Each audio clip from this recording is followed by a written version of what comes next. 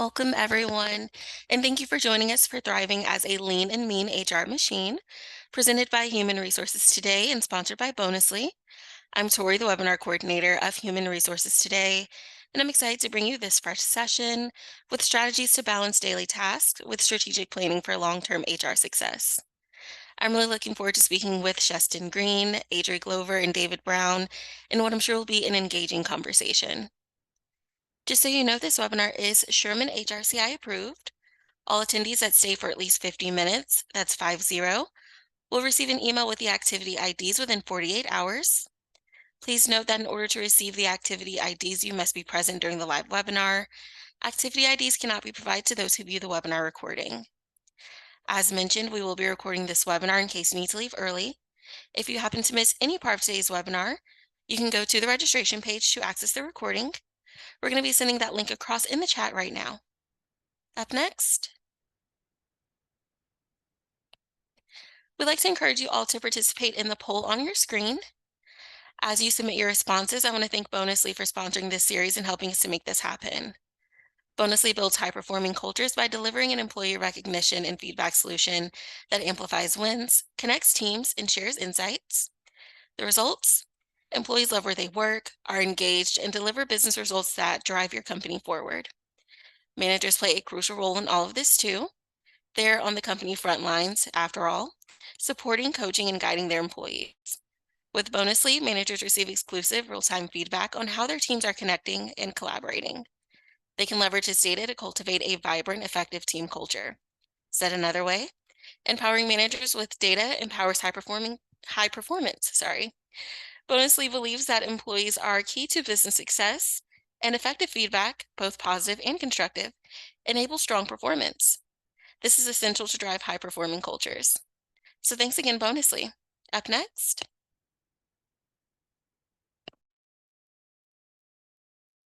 let's get some technical things out of the way.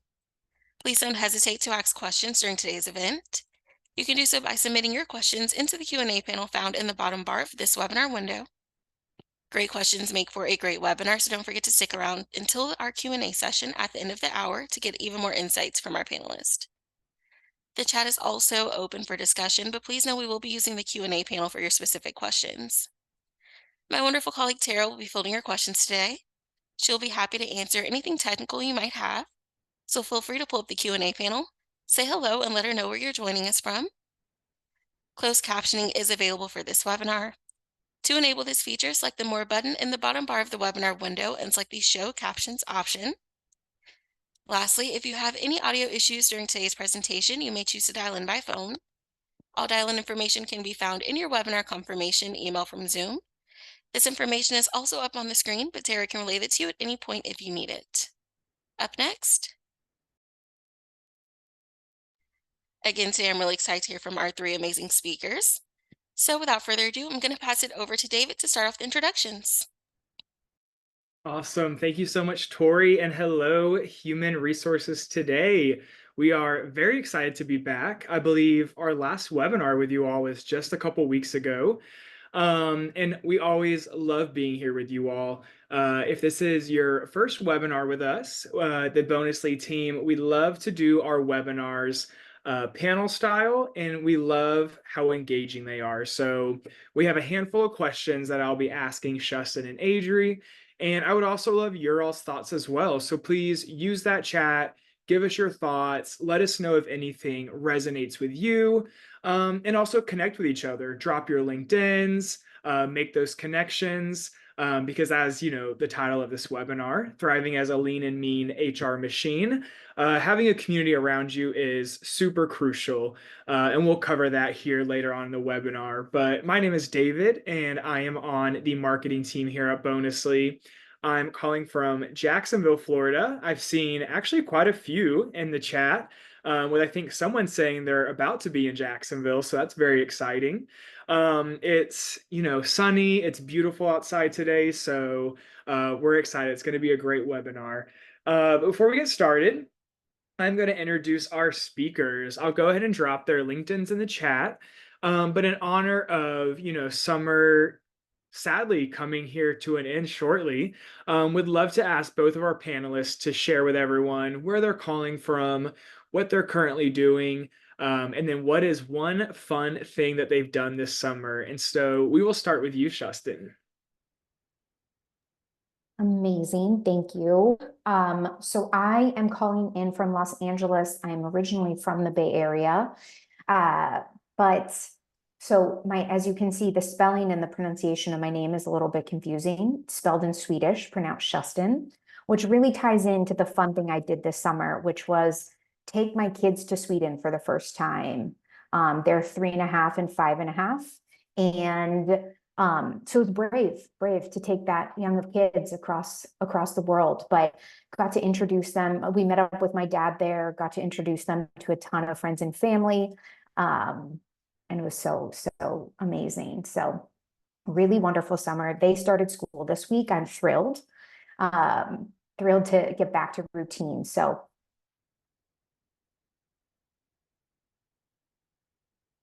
oh, did we cut out here? I think Yeah. all good. We're good? Okay, go for it, Adrian. I love hearing that, Justin. Hi everyone. I'm Adri Glover. I'm head of people at Bonusly. I'm in a not super small town outside of New York City called Hoboken, New Jersey. We're known as the Mile Square City, literally a mile by a mile.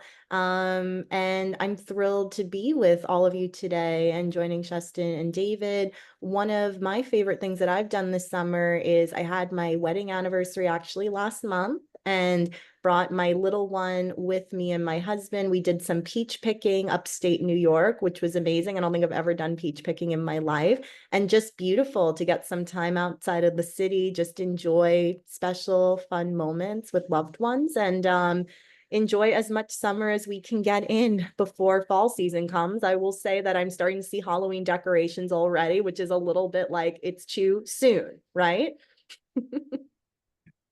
Very too soon. Well, thank you both so much. My fun thing this summer, really, we haven't gone anywhere. It's one of the perks of being in Florida, but we go to the beach at least 2 times a week, and so really just making the most of it while we can, because once it gets cold, it's too cold to get in the water. But I hope everyone has been having a great summer. If you have kids, people are going back to school. Hope all of that is going as smoothly as possible for you all. But we are, like I said, really excited about today's discussion. Before the webinar started, we were talking, and it is just a really important topic. It's the past 2 years, especially, almost everyone has been tasked with doing more with less, increased workloads, and HR is definitely not immune to that. And if not, is definitely, more susceptible to having more things piled on and having to do more with less. And so, like I mentioned, we have a few questions that we'll be going over with Shustin and Adri. Would love your all's thoughts as well. And then throughout the conversation, like Tori mentioned, please use that Q&A box, because at the end, we'll save some time for any questions that you all may have. But with that, let's dive in, and we'll start with you, Shustin. It's like we mentioned, there is so much going on, so much to do. And so how can small HR teams effectively manage their workload and prioritize tasks to ensure critical areas like compliance, employee relations, and all of that aren't neglected, given, limited resources? Yeah. So I just want to clarify real quick. The lens that I'm sort of answering these questions through is making the assumption that small teams also means potentially limited resources for technology, or technologies coming in the future, or you're frankly so busy that you can't think about technology. So really not waiting for technology is kind of the name of the game for me. So answers sort of in those two buckets: pre-technology and hopefully once you get to technology support. So when I coach, I have coached this specific cohort of people, right? This department of one, HR professional, maybe one or two people, when we're trying to move from a more operational stance to a more strategic stance. And so the first thing I'll have people do is, for 2 weeks, data dump in a spreadsheet what they work on every day. where their focus is, make a ton of notes about what was distracting, sort of just document their day down to granular detail. Like, hey, I went to go sit down to work on this project and I got interrupted by X leader for X reason. And at the end of 2 weeks, we do two things. One, we really bucket areas of work to make sure that the one-off tasks are fitting into a more strategic plan. That's where you take those themes, you go to your boss, you get alignment for what you really should be focusing on, and have an agreement at an executive level that there are things that are going to be dropped, and these are sort of these main focus areas, because you frankly, you just can't do it all. And I think it's a good exercise also for a boss. Or a manager to really see where you're spending your time, what's distracting, what isn't pushing the needle forward, and really gives you the data to have that conversation.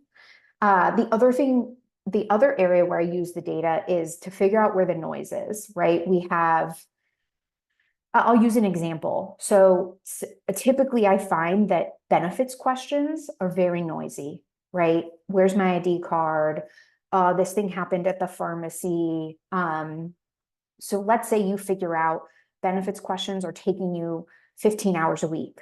And we really need to reduce that down to 7 or down to a more manageable number. And so how do we reduce that? One, maybe you have a dedicated inbox for benefits questions, so it's out of your regular inbox. Making sure that you're making templates or banks of answers, either in Google Docs, or sometimes email features will have template features. So you're never actually typing out the same answer over and over again. So taking the time to have templated answers for each one of those super common questions. And then the other thing I do is I go back to the broker and I say, listen, I'm spending 15 hours a week on these types of questions. I really need some self-service support or some support from you. These are the situations where I'm going to loop you in, and really make sure that your broker is working with you to make sure that some of the more complicated answers or questions are answered faster, things like that, and really make sure that they're your partner. So, self-service, templates, banks of answers, a really good relationship with your broker can really help sort of decrease some of the noise, and then also agreement with your boss as to what you're really focused on. And I know all of that takes time. And so, I know it takes a lot to take a step back from the day-to-day work and take a deep breath and have those conversations. But that heavy lift on the front end will make life so much easier long-term versus just that reactionary, I just got this done, checking off your to-do list. So limited resources, you have to really take a step back, be really strategic about how you're using your time. I couldn't agree more, Justin. I think that especially your last comment on moving away from being reactionary to being proactive is probably one of the things that I've found most successful and beneficial being an HR leader of one. Right now, I'm an HR team of 2. And we say that we're lean but mighty all the time. And that means we have to tackle everything from recruiting to ad hoc employee relation cases to even today helping with onboarding, creating a WeWork pass for somebody. We just do it all. And it's hard in the busy day-to-day to prioritize, well, what's really most important. I completely agree with what you outlined, have used similar tactics of having myself, my team write down what is our job description at least twice a year to get a pulse check on where are we focusing?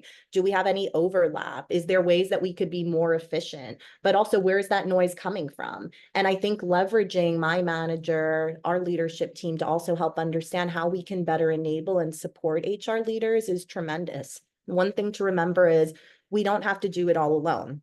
I think that we have to be vocal around what is the ROI, how much time are we spending, what is the value that's being brought to the business, and where is our time going? And in order to factor in more, we also have to be very intentional around prioritization. But I think also making a case for adding some of these tasks into OKRs and tracking our metrics accordingly. So if we're seeing gaps in compliance, we just can't keep on top of all those state tax registrations. Maybe that is an OKR that we say we're going to build as a specific priority and focus for this time. Maybe that also goes with I-9 records, right? We haven't done e-verification in a while. So I similarly try to tackle and get a bird's eye view of what's happening on the ground. From there, loop in the leadership to be my partner and to help work with them as a sounding board and make sure that things that that is not like most critical to prioritize right now can kind of be put on the back burner. Doesn't mean that it's not important, but we have to really think about what's the biggest picture and how do we prioritize what's most effective for our people, for our relationship building, our culture, and our everyday to be efficient. Totally. Some really good points there. And I think before we move to the next question, would love to hear from everyone in the chat. I think a few people started sharing, but how big is your HR team? Is it a team of one, team of two? Could be more. But just to really, set the stage, see where the audience is tuning in from, and just so, we can definitely relate to each other. And while you all answer, would love to toss this next question to you, Adri. But what specific HR tasks can be automated? So we know like time-consuming processes are really a time-consuming process. And so really how we can automate these things. And so what specific tasks can be automated with HR technology or with not to help free up some time for these HR teams? Yeah, of course, David. It's a great question. And I think that Justin's touched on this earlier when we talk about technology limited resources. One thing that has really opened my eyes is this particular year, my team inherited day-to-day IT operations, right? So we are also responsible for those pieces when it comes to onboarding, offboarding, and just a seamless employee experience, right? And for me, it's been amazing to look at things such as workforce integrations and aspects of workflow. So even within our HRIS, we use Zenefits, for example, there's so many ways that you can connect, starting with your offer letter to getting someone onboarded to pushing out certain access in different systems. Definitely something worth exploring. I'm not a tech expert myself, but I've learned a lot just thinking more about how to be more efficient, how to really leverage technology to help me automate these processes so I can focus on the relationship building, greeting new hires, and making that a personal touch when they join the team. Similar with offboarding, it's not I can't say that there's one particular tool that will just solve everything with the click of a button, but it can definitely get you very close if you look at some of those integrations, as I talked about, and also just pushing out reminders, pushing out notifications. So if you have other departments that are maybe tied to things like payroll or offboarding benefits, setting up Cobra, really nice to just see what your capabilities are if you haven't thought about that already, and just thinking a little outside the box, similar to what Justin shared. Maybe there's ways you can even talk to your broker and get support with automating some of these tasks, right? So that you can rest easy knowing those are taken care of, but then have maybe your monthly or quarterly check-ins to make sure that's set. I would also agree that maybe not specifically in terms of automating from an IT or logistics standpoint, but having something like FAQs baked out, right? If you're getting several questions around benefits or what is the payroll cycle again, or how do I do X, Y, and Z, I've found that taking time proactively to detail out those questions, really aggregate how many times am I seeing that, and then build it into a Confluence page or your own homepage so employees can use that and be more self-empowered, right? To find the information they need and then reach out to you if they have any specific like follow-up support so we can guide them from there. I think the more that we can think about just being proactive, automating those processes, having easy clickable links for folks to go to makes a world of difference. And I will say as well, blocking my calendar. Even though that might seem like, yes, it's manual at first, but knowing once a month, maybe I have to review our stock options, or I have to remember to go back and share a report with our executives. Little things really help me just to have it front and center, and to know once I've set that up, I don't have to worry about it so much, and I am being proactive around what needs to get done successfully.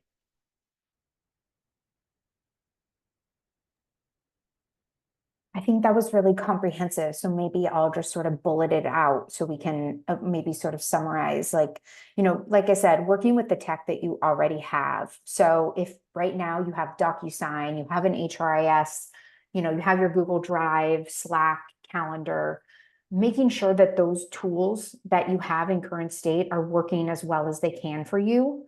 One sort of fun thing that I had access to at a company that I previously worked for was that our organization relied heavily on Salesforce, and we had a super amazing Salesforce team. So while we had lean HR, we had a pretty fantastic Salesforce team. And they actually were able to take the data from our HRIS, put it in Salesforce, where our managers were spending the most time, and create birthday and anniversary dashboards for them. So really just getting creative with potentially the resources or the systems that you already have in place. Like I said, before you maybe get some of the more robust, sophisticated technology that is out there in the world. So yeah, FAQs, templated, banks of answers. Slack has some pretty cool add-ons. Just really making sure that you're leveraging, what you have today instead of waiting to get yourself as organized as possible. And yeah, the Salesforce thing was really cool. So if you have if you have that resource around, check in with the team and see what they can do for you. One thing that I didn't mention above and kind of relates to this is is delegating. And Adri, you made me think about it by bringing IT onto your team. One of the things that I try to delegate is actually swag, right? Because I can order things and I'm phenomenal at certain elements of HR, but I am a terrible designer. So go to your marketing team, leverage the fact, get that design from them, right? That design blocks me because I don't know what I'm doing, and employees really care about swag. So really leveraging the expertise that you have in your organization. They don't have to own the project. You can own the project, but someone on that team is going to find that fun. They're going to love that. Whereas that completely crumbles me. I'll order, I'll pass out. So just delegating areas that maybe you're blocked on is also really helpful if it's possible. I just want to say I really love that call out. I think it's so important, to your point, just to mention partnership. As I said earlier, don't have to do it all alone. We each have superpowers, and there's definitely so many wonderful things I've learned from other designers myself. My team also manages swag, but when it comes to like the ins and outs, like David on the marketing team is one of the people I'm most excited to connect with and just say, hey, what's going on in this world, or what do we have planned externally, so we could also think internally. So it could also be made a lot of fun. And the last thing, I talked about workplace integrations. I think, Justin, you talked earlier about like working with our brokers, benefit providers. Our team, again, we inherited IT. We work with a third-party system called Drata now, which helps with everything from SOC 2 audits to like get your security trainings done. Up until last week, Molly and I on the team were going through our reports to say how many people haven't completed security trainings. And we all know what it's like as an HR team to be like, hey, hi, you remember me, you haven't completed that. Now we have an integration with Slack that just sends it out to employees. We made a really nice announcement at all hands, and people are getting it done, and they don't feel like, you don't want to be that nagging HR person either. So like, let the tech do it for you and be the human being behind the scenes to help out, for sure. I love how you worded that. I think time consuming processes come up so much, especially with Bonusly. Whenever we're talking to HR leaders, whether it be at a conference or just anytime we interact, because time is money and time is very precious. And I think when you present a solution where you can save time and doesn't need admin to monitor and take care of it, it's huge. And so I think that really leads into our next question. And this came during our last webinar that we did on this similar topic. But we're talking about when do you know when you should buy HR technology, or should you? And I think one of the points that the panelists made was, even for a month, like you both have mentioned, set a tracker. See how much time you spend doing X, Y, or Z, and then see what options are there out there that could help take that from this astronomical number to 1 or 0 or 2. And really, that is how you can really show the ROI. And so I think we'll start with you, Adri, for this next question. But as these attendees, as you all are shopping for HR technology, which there is so much out there, it's kind of overwhelming. What are some key features that people should look for, that you both look for, to make sure that it's actually helping you work smarter and not harder? Yeah, David, I think you hit the nail on the head with working smarter and not harder. And for me, I've been a head of HR probably for the past 8 years of my career. So part of the exercises I've also done is evaluating, do we need a new HRIS? Do we need like a new benefit system? Do we have good communication tools?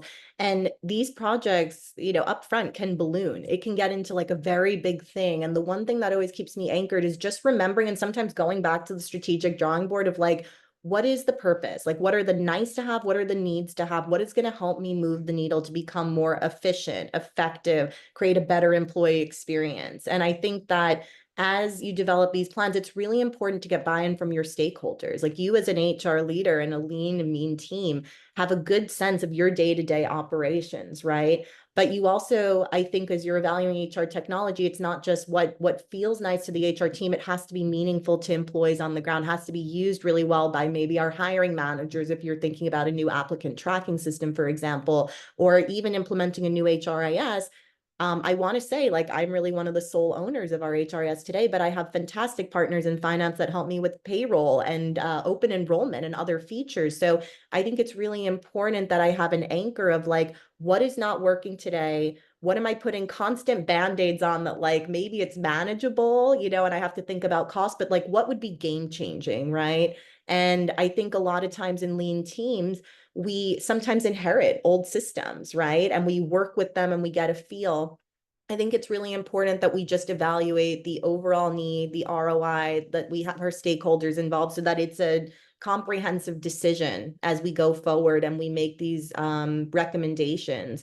And I think in a lot of ways, I think that it's also going to be about your workflow and your organization and like how you think about just general communications and working across teams. So technology is definitely a big factor. There's a lot of tools out there that can help with better comp benchmarking and like getting your performance management in a better spot. But really important again to evaluate what are the nice to haves, what are the needs to have, how do I really make this case up to my stakeholders and leaders, and how can I create the best employee experience, or again, be more operationally efficient, right? So depending on your goals, really important to just make sure you have that anchor and a sense of your own direction as you maneuver through and see a lot of different technologies and have those conversations. I second all of that and will add that I really focus on data integrity in the sense that what system will actually be the source of truth, and not just the source of truth for HR, but for finance, for anything that feeds to. So what's going to be the source of truth? Are we overcomplicating things? And then integrations. So source of truth and integrations, because if you have a super cool system and it doesn't feed easily or well to other systems that you use regularly, it sort of not becomes irrelevant, but it just becomes another sort of band-aid, another noise, another thorn in your side. So yeah, data integrity or source of truth, easily exportable data and integrations for other systems. Yeah, I think the integrations piece is huge. I think whenever we talk about the future of HR technology in 2025, I always say integrations are going to be the thing. Because I think, like you mentioned, if you have this great solution, but it requires you to do the same work that you've done in this system, which you've already done in this system, then it's really just taking up so much time. And I think, not to bring up Bonusly again, but even the fact that we integrate with HRISs, it takes away all these things you have to do to where, as soon as someone's onboarded, they get the welcome award, birthdays, all that kind of stuff to where, you're not working twice as hard because you have all these tools. So yes, I plus 100 to integrations. But Justin, we'll stay with you with this next question. So as we know, HR has a lot on their plates, and one of the big things that's come up this year, based off of Gallup studies and independent researches, is really managers. So everything from managers being burned out to managers really being on the front lines with your employees. How can HR professionals prioritize the relationship between managers and employees? And really, why is it so crucial? So I think about sort of how HR can sort of support the different cohorts, right? So supporting managers, supporting employees, and then hopefully that trickles into that manager-employee relationship. But in the case of being a super lean team, my philosophy is a little bit is better than nothing. And I am somebody who gets really caught up in, if this isn't perfect, I'm not rolling this out, right? If this isn't the best manager training, I can't roll this out. You have to take a step back, that's probably not realistic. So what is something small that you can do to foster relationships and support for managers? One of the things that I love to do is a manager lunch once a month. You can blend it virtual, remote and in person. But all you have to do is schedule it, book a conference room, send a Zoom. I guess that is a lot already. Get lunch and bring one topic.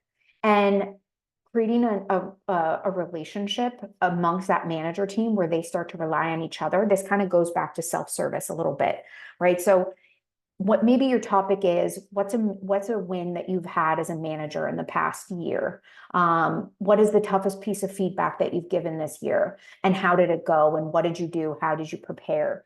And really getting managers to start relying on each other for some of the support that maybe you aren't always available to give them. So that's something small that's maybe not completely perfect, and maybe it's not a big, beautiful manager training, but it's something. It's not nothing. So depending on the size of the management team, attending or the way your leadership team sort of structures their meetings, being able to attend maybe a leadership meeting or a manager meeting that's already in place, and you get 5 to 10 minutes on the agenda to talk about what's coming in the future, maybe give some stats, give some regular updates. So getting in, looking at what's already there for you and utilizing and leveraging that instead of trying to create a whole new situation to get in front of your manager or leadership team. If it's at all possible, which I know this is a big ask when you're super busy, is one-on-ones with your managers, maybe once a month, and where you're really going through that list, that team, checking out on how everybody's doing. And hopefully, my hope with that is that you get ahead of some of the employee relations issues that I like to call HR Fridays, where, it's Friday and someone's ready to fire somebody, and you had no idea that something was going on. So just trying to get ahead of some of the more sort of tactical employee relations stuff. And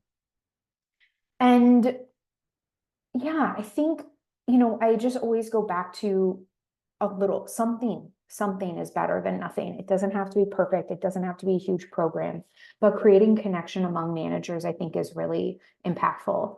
So figuring out a way to do that, I think can have, when you're a department of one, or leveraging a third-party resource if that's available for you for the training piece, or until you can make the argument that maybe, shameless plug, you need an HRBP. So to really bring that, or L&D department to really bring that side.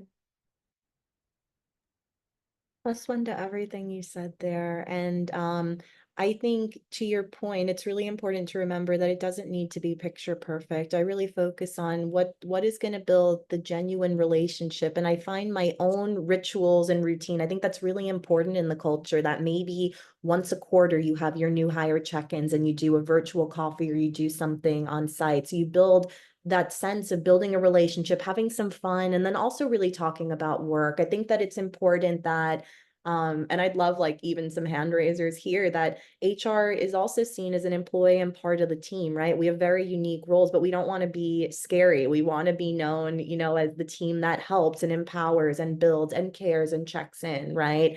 So I find, for me, my rule of thumb is want to meet every employee in the company and sit down and have coffee. And I want to do that, to genuinely get to know folks, and that they get to know me as Adri, not just Adri, head of HR. So that, by the time, if an employee relation case does come up, or if an employee is planning for parental leave, I already know them. We've had a touch base. We've had a chance to chit chat over coffee, you're building a relationship genuinely. And again, I think that it's nice to also have a rhythm and routine to it. We do, as I mentioned, new hire check-ins once a quarter. I also have one-on-one meetings with each of our managers and leaders at least bi-weekly, if not weekly, so that I can get a sense of like what's working, what's not, what's progressing, and then there are no surprises and there's no sense of like, oh, I didn't tell you about this, right? So being just proactive, putting the care, making sure that like HR is seen as like really the people in the people team, I think is really important.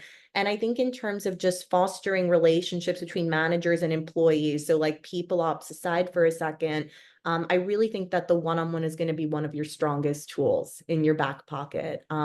Why I say that is because when we think about fostering culture and all the initiatives and we onboard, right, and we go through the employee life cycle, the closest person to, you know, day to day for you as an employee is going to be your people manager, right, and your immediate team. So getting a sense of like, are the values resonating? Are our goals cascading? You know, do employees feel like they have a safe space and that they're learning, they're growing, they're excited? They're going to spend more time with that direct manager and within their team than they are speaking to me as an HR leader, right? And I'm there to help support, guide, and coach. And Justin will share that as well, being an HR business partner. But ultimately, I think really fostering those relationships and really having some form, even though everyone has a different style maybe to how they do one-on-ones, having a maybe definitive or deliberate way of like, let's spend, you know, 15 minutes relationship building, just like coffee chat, right? And then jump into the agenda. Make sure that you're balancing and you have a sense in your culture of what you want that cascading aspect to look like and how each employee in the company can really be a part of that, right? It doesn't always have to be top down or HR directed. How can we foster a culture where it's bottom up as well? And then everyone has a voice and seat at the table and a way to raise their hand, ask questions, get involved, feel comfortable, I think is really important. I love it. And I will say my one-on-one with my manager is one of my favorite parts of my week. And it's so true. We have that time to, get to know each other as people, talk over agenda items. He knows when I need help. He knows when I'm in a funk. He knows, and it's, just one of my favorite meetings. So this next question, we will start with you, Adri, but I think no matter what your role is, whether it be HR, me for marketing, or all other departments, I think community is huge. And I think, especially with most of our audience, looking back through the answers, majority are 1, 2, maybe 3 people in their HR teams. And so finding community and finding people who they can bounce ideas off with, get ideas from, may be challenging. And so, what are some resources that HR professionals can use to stay up to date on the latest trends and best practices? And how can they connect with a broader community? And before you answer, Adri, would also love to open this up to the chat. So if there's a community that you're in, or if there's a Facebook group or a LinkedIn group, feel free to drop it in the chat. I'm sure other attendees would love to hear where everyone else is connecting. But yeah, would love to hear from you, Adri. Oh, I think you're on mute. Sorry. Thank you. It's my favorite line, you know. We all experience that in every company. You're on mute. No, I think it's a wonderful question. And I really love how you lean into this aspect of community. I think it's by far, hands down, one of the most valuable things that's helped me in my HR career. And to just get a sense of like, you're not alone through this. There's others who can help and want to help and, really love problem solving and, great HR people, great HR professional. We help each other. So I am a member of HRCI and SHRM. I am also a local chapter member in New York City. It's probably one of the most energizing thing to meet other passionate professionals and have the chance to go out, build relationships, really get a sense of, topics like what's top of mind, what's changing with AI and HR. What are you doing in terms of brokerage with like interests, or rates going up? Like, what are some strategies? So I think that it's really important to be a part of some kind of a group, a roundtable, a local chapter. I also very much love, these communities, these webinars that we get to be a part of as speakers as much as I do being a participant. I think that there's a wealth of great information as we lean into each other as peers and focus on specific topics, but then also keep the connections going on LinkedIn. So if you do want to have a one-on-one conversation, feel good to reach out to us too at any time. I try to do the same and just support within the HR community.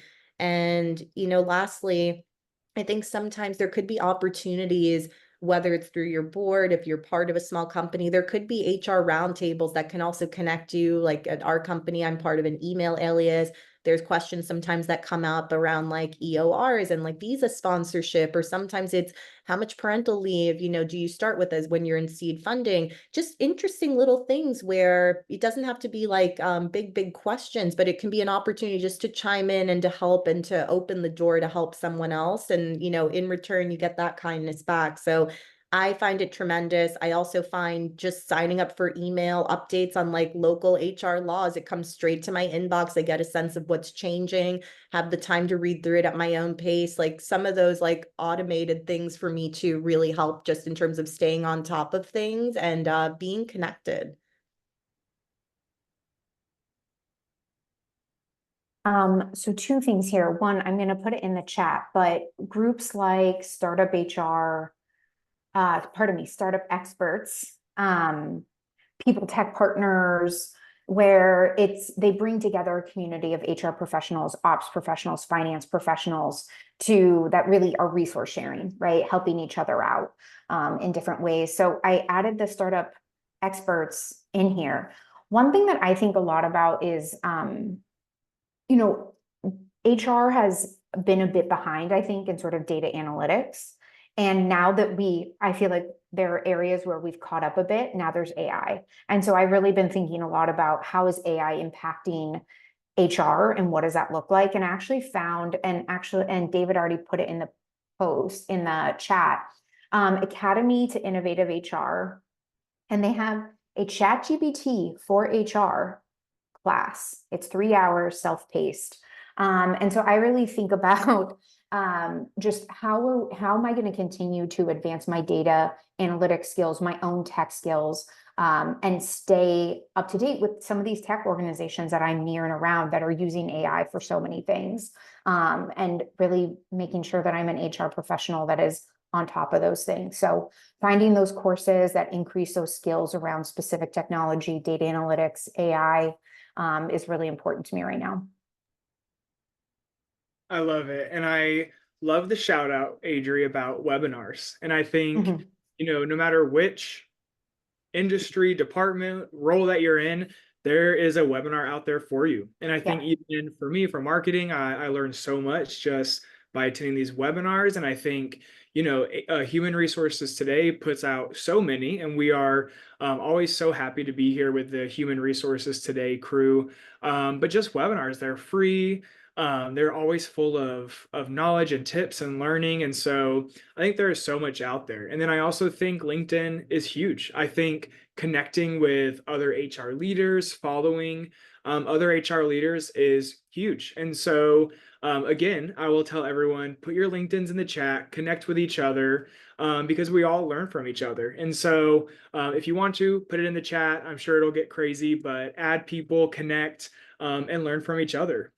And we have one more question before we have our last fun little activity. I'm adding it to our agenda. It's a hypothetical scenario that I'm going to ask Shustin and Adri. But our last question, we'll start with you, Adri. And this one really gets to, the heart of what we believe here at Bonusly, and that's, celebrating wins and recognizing milestones is super important. And so how can small HR teams create a culture of celebrating accomplishments to maintain motivation, especially when they're facing workload pressure? It may just be on a team of one or two. Yeah, wow, David, it's so true. And especially when you think about being on a small team, it even feels more amplified, right? Like the amount of different things that come our way. And I think in the virtual or the hybrid world, sometimes there's a sense of like you're very behind the scenes, and like, does anyone see the work that I'm doing, or I put in that extra time and care? And I think for those reasons, it's really important that we make sure that we're leading people first. I mean, how many out there have heard like people are our greatest asset? I've heard it so many times. So if I really think about it, all the great work that's done is done by our people, and we leverage tools. We're in different roles, we have different parts of the puzzle that make our company successful and love the work that we're doing. And I really think that like a little bit of recognition goes a long way to helping your team feel recognized, visible, appreciated, brings a smile to their face. And I think that there's small things that I love doing. One thing we do here at Bonusly is we actually do weekly wins. Like we call out in our team meetings, also at all hands, what are some great things that we're excited about that either we're doing or like we're doing on a team collectively, might be towards our OKRs and goals, might be like a great hire we made that we're so excited to join the team, gives visibility into the human aspect of all the great things that we do day to day. I also think that, some companies use things like employee recognition awards. It might be like behind the scenes for someone in IT, or like Roja on our team does payroll. I've never heard someone say, thank you so much for getting my payroll right 99.9% of the time. You only hear when there's a problem. So, I think that it's really important to remember that there's a lot of things we don't see that make a world of difference, right? And some people even, they prefer private recognition. So it doesn't have to be like this big scale, like program. It can literally be in your one-on-one, like, hey, I know you put in the extra hours on that audit.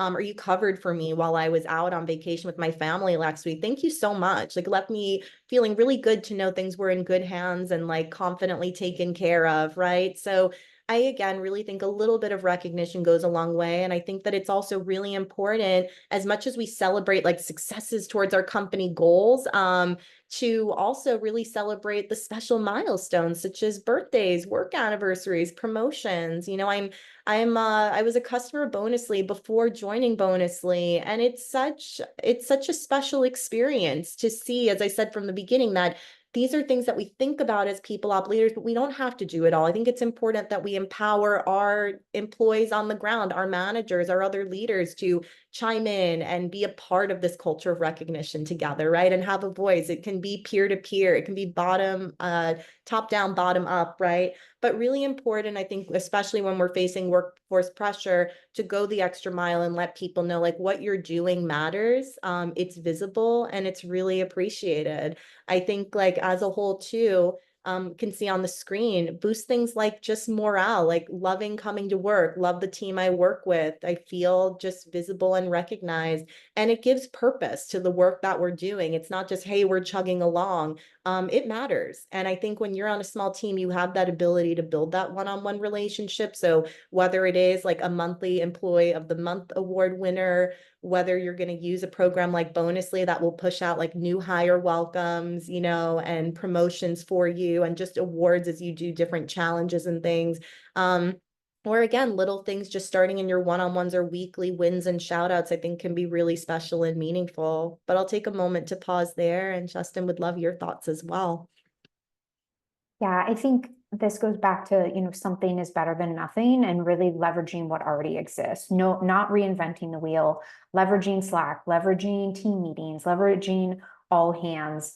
And that's sort of the foundation, right? That's just the base. And then ultimately, to me, this is really something that has to be in partnership with managers. This cannot just sit with HR, and likely just shouldn't sit with managers, right? This is really a partnership, making sure that managers know how their employees like to be recognized, private, public, whatever that is. That is part of their one-on-ones, right? That is part of getting to know their teams. Is, what I'm someone who loves my birthday. My manager should know that they should shout me out happy birthday in a group Slack. Maybe I'm somebody who doesn't want anybody to know that it's my birthday. My manager should just message me, hey, happy birthday. So the other thing that I've liked that I've seen at a previous company was we gave managers a quarterly stipend, a small stipend. We gave them all of their team's addresses. So you have to kind of check in, make sure that's appropriate in your organization. And we offered that they could, send things to their team because we were all distributed. And so I got a candle, I got flowers. Sometimes it was out of the blue, sometimes it was connected to something. But it's so fun to get mail and to get surprise mail and to get something from your company or from your manager. I had one manager who was so creative. He was so great at this. We would give them the option of using it in small increments or using it in one big chunk for whatever they decided for their employee. So that he had an employee who like just randomly had 2 tires pop in the same week. and was like really stressed about getting new tires. So he used that stipend and he gave them a gift certificate. He looked up around where they lived and he gave them a gift certificate to the local tire, Goodyear, Jiffy Lube, something, to get his tires replaced. So just a really thoughtful, sort of memorable way that we can stay connected as a distributed team.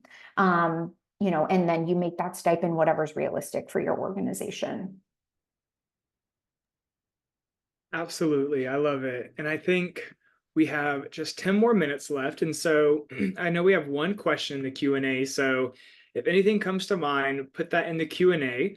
But before we get to that, we have our final piece of our presentation. So I have this hypothetical scenario, which I'll read out. And then I would love for you both just to give some insights on what you would do in this situation. And so we'll start with you, Adri, but the scenario is a growing marketing agency is rapidly hiring remote employees. The single HR person struggles to create a seamless onboarding experience that fosters team connection despite geographical distance. What strategies can be implemented to ensure new hires feel welcome and integrated even virtually? Oh, this is a good one and so real. I'm sure for many of you out there in the audience. I think that what's really important is, even though you might have geographical boundaries, think about your collective employee experience. What's really important to you that you really want to foster? What takeaway do you want your employees to remember on day one as they're so excited to join and meet their fellow team members? And I think that, in the virtual world, so easy to set up like a new hire welcome Zoom, meeting. Just get like, even though you might have different time zones, try to schedule a little early, ask people to just be as flexible as possible, try to get that like buy-in and that support and encouragement so that everyone can really be a part of participating. I think too, leveraging things like Slack is huge. Can definitely send out like a new hire welcome on Slack with some fun Giphies. Give that new hire the opportunity to introduce themselves, share some fun photos. What's your favorite place you've ever traveled? So that way, again, to Justin's point, it is about building that partnership and that connection and that voice. And I think too, like I also struggled, like we've got employees primarily in the US, but we work globally with folks in Bangladesh and India and, South America. And we found a company that helped us with new hire swag packs that can be shipped globally. And I think that that's really special. Like, I think anytime I get a package in the mail, it's the holidays, like I love getting boxes in the mail. It feels like presents. I think that it's really special to have that personal touch. So figuring out your strategy. Do you want to send something? Do you want to just make sure everyone's in the room even for a few minutes? Do you want, to give some time during all hands for employees to like introduce themselves, their role, where they're from, and like, again, favorite place you ever traveled, or first concert you ever went to? It can be a really fun little icebreaker experience. But again, I think it will come down to what experience you want to create. And then from there, work backwards from like, what are some of those logistics or things that maybe there are hurdles we have to overcome? How can we do that most efficiently and in a really fun way to create a nice experience for everyone?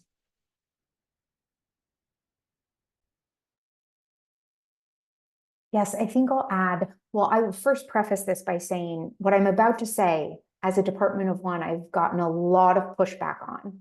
So I'm not belittling what I actually am going to say is harder to do than it sounds, as simple as it is, which is having a set onboarding day or onboarding schedule.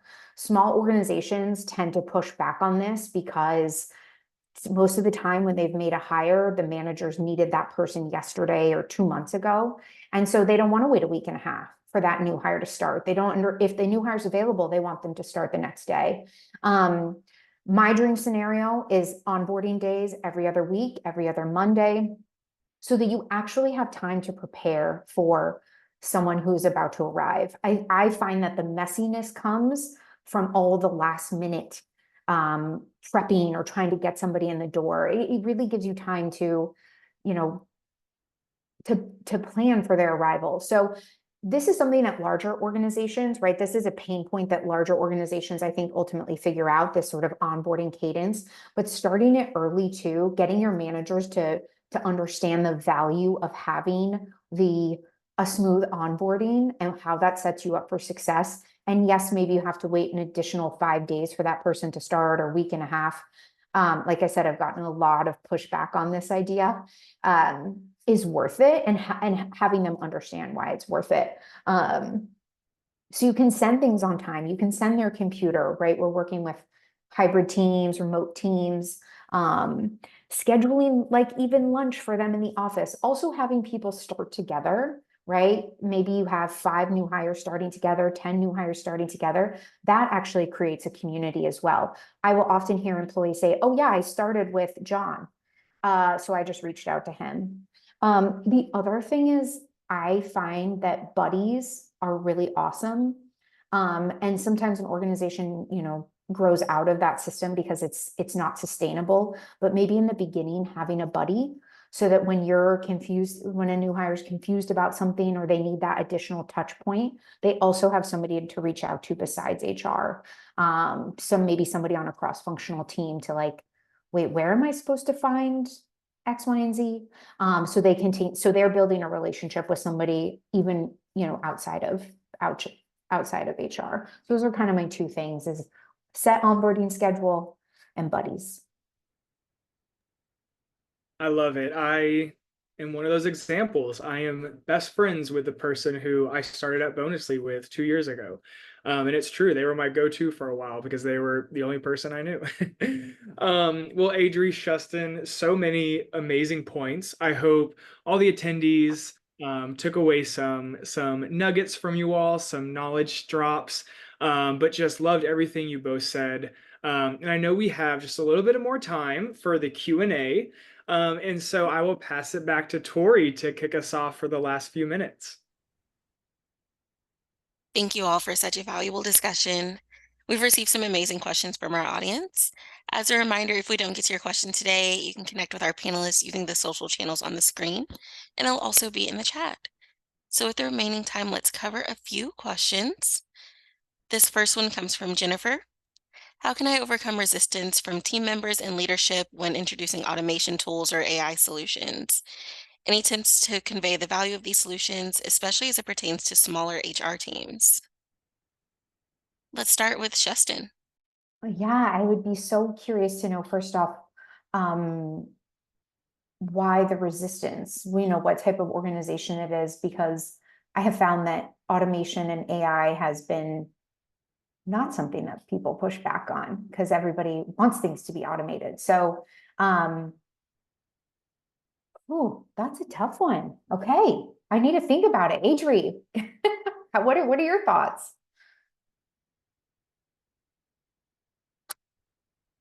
Oh, I think you're on mute. Oh, sorry about that. That is a tough one. I'm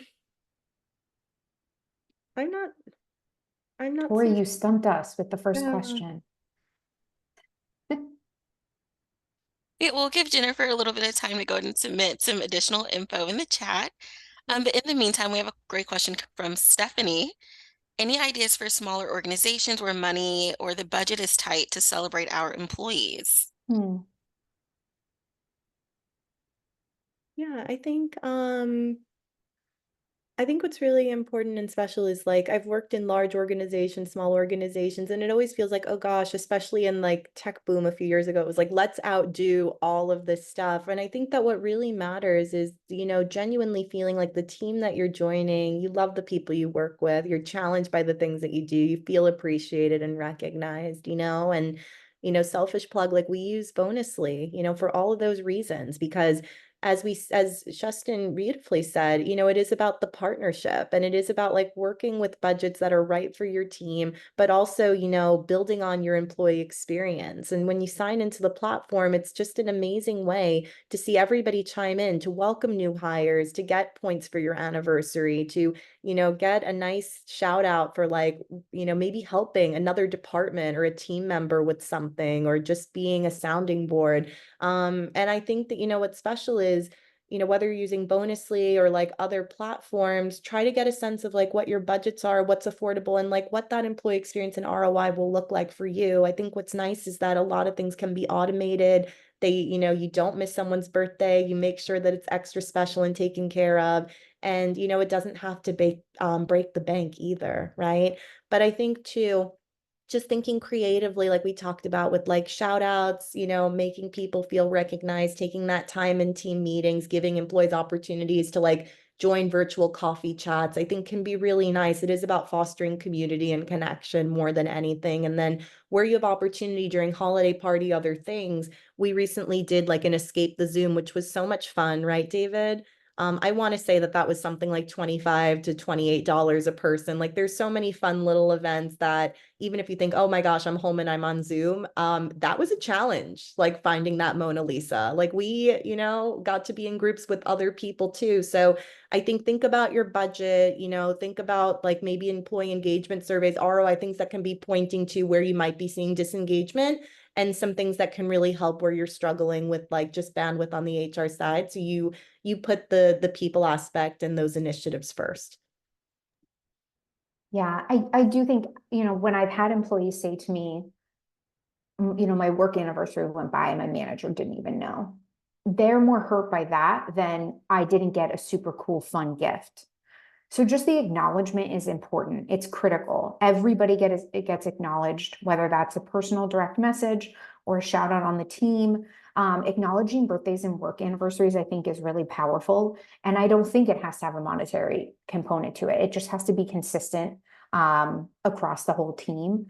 And I saw somebody post in the post that they use Kudo boards. I've seen those work fantastically, right? Somebody sends it around, everyone writes a message on it, you get that on your anniversary or birthday, and that feels so special. So just acknowledging without the monetary element is just the absolute necessity, right? That's the foundation of it. And as the organization grows, you can add things to it, but getting that right, I think, is so important. And so, once again, something small, not perfect, but something is better than nothing. Thank you. And it looks like that is all the time we have for today. I hope you all learned half as much as I did. If we didn't get to your question today, we'd like to encourage you to connect with our panelists using the social channels on the screen and in the chat. We do have just a few reminders before you go. The resources and articles mentioned in today's session will be available in the recording email. The Sherman HRCI activity IDs will be sent out within the next 48 hours to those that stayed for at least 50 minutes of this live webinar. Activity IDs cannot be provided to those who view the recording. Lastly, we'd like to encourage you all to participate in the survey that will pop up in your browser after the webinar. This feedback helps us to continue to produce webinars that you all enjoy. Thank you to our sponsor, Bonusly, and a big special thank you to our 3 phenomenal speakers for providing us with such an amazing discussion today. And a huge thank you to you all for attending. I'm Tori, and I hope you have a productive rest of your day. Thank you, Tori. Thanks, everyone.